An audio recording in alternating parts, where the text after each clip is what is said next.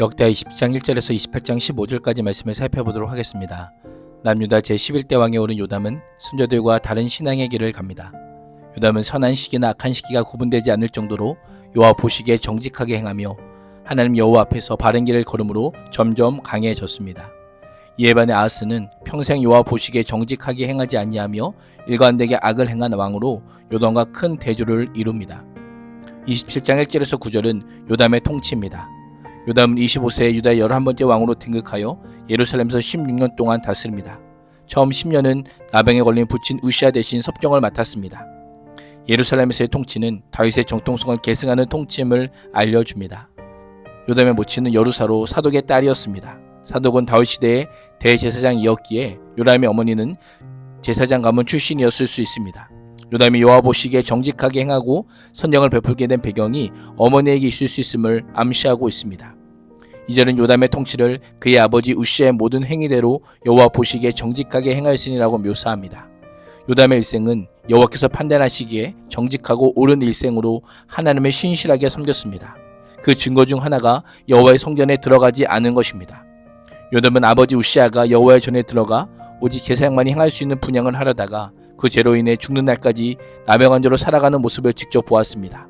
아들로서 누구보다 가까이서 직접 경험한 요담은 그 일을 경계로 삼아 성전 예배에 대한 규례를 철저하게 지키며 하나님 앞에서 더욱 정직하게 행했던 것입니다. 역사를 통해 과거를 답습할 것인가, 미래를 설계할 것인가, 역대기 저자는 하나님을 찾는 백성과 하나님을 잊은 백성의 차이를 매우 선명하게 보여주고 있습니다. 형통할 것인가, 패망할 것인가, 그 답은 하나님 보시기에 어떻게 행하는지에 달려있음을 우리는 반드시 기억해야 합니다.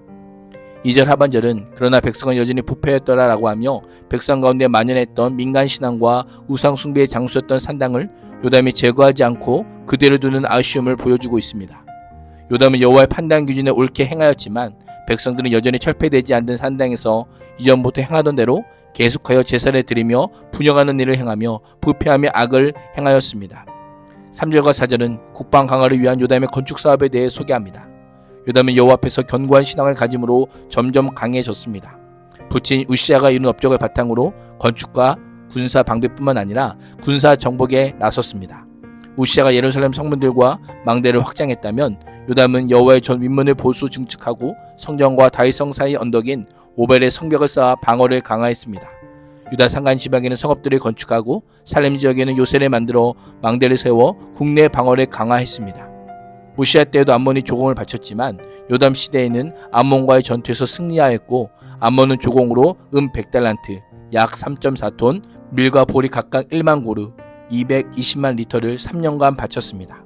6절은 요담이 점점 강해진 근본 원인이 그의 하나님 여호와 앞에서 바른 길을 걸었으므로 라고 언급합니다. 하나님 앞에서 바른 길을 걸을 때 하나님께서 주시는 형통의 복을 누릴 수 있음을 알려주고 있습니다. 하나님께서 하나님과 늘 바른 관계를 유지하며 올바른 삶의 자세를 가지고 살아갈 때 더 나아지는 복을 주시는 분임을 기억해야 합니다. 요담은 죽어서 그의 조상들과 함께 잠들어 다윗성에 장사되었습니다. 그의 아들 아하스가 요담의 뒤를 이어 왕이 됩니다. 28장 1절에서 15절은 아하스의 통치, 배역과 심판입니다. 아하스는 20세의 왕이 되어 예루살렘에서 16년을 다스렸습니다. 그러나 아하스는 요아스 이후 선왕들이 따랐던 다윗의 길을 버리고 여호와 보시기에 정직하게 행하지 않았습니다. 오히려 북이스라엘 왕들이 걸어간 길을 따라가며 심지어 바알 신상들을 부어 만들기까지 하며 흰놈의 아들 골짜기에서 분향하고 이방의 가증한 풍습을 본받아 자기 아들을 불에 태워 제물로 바치는 아주 끔찍한 악행을 저질렀습니다. 직접 산당과 언덕과 나무에서 제물을 잡아 이방 신에게 제사를 지내고 분향하며 예루살렘 성전을 철저히 배격함으로 하나님을 모독하는 삶을 살았습니다. 아버지 요담이 아버지 우시의 모든 행위대로 여호와 보시기에 정직하게 행했던 것을 보지 못했던 것일까요? 아하스는 아버지와는 정반대의 길을 걸어갑니다. 5절은 그러므로 라고 시작합니다. 그러므로 라고 하는 표현을 통해 여호와 보시기에 정직하게 행하지 아니하고 우상 숭배의 죄악을 범한 결과 하나님의 큰 진노를 샀으며 여러 날의 침략으로 이어짐을 알려주고 있습니다. 하나님께서는 죄악의 길을 걷는 아하스를 아람 왕과 이스라엘 왕의 손에 넘겨 혹독한 대가를 치르게 하십니다. 이 전쟁은 이사야 7장에서 9장의 배경으로 시리아 에브라임 전쟁으로 알려져 있습니다. 열왕기서와 이사야서는 이 전쟁을 통해 아하스가 하나님이 아닌 아수를 의지한 것에 초점을 두는 반면 역대기 기자는 아하스와 백성의 죄를 강조하며 하나님의 심판과 연결지어 보여주고 있습니다. 전쟁의 결과 아람은 많은 백성을 다메섹으로 사로잡아 갔고 북이스라엘 왕자와 국내 대신과 총리 대신을 죽이고 하루 동안 유다 용사 12만 명을 죽이게 됩니다.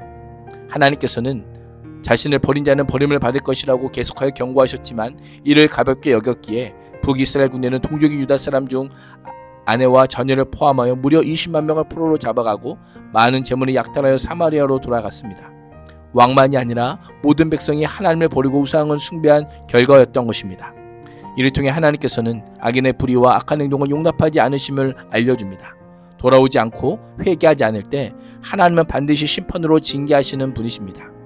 심판하시는 하나님이시지만 그럼에도 불구하고 하나님은 유다 백성을 버리지 않으시고 놀라운 방법으로 회복하시는 자비와 긍휼을 베푸십니다.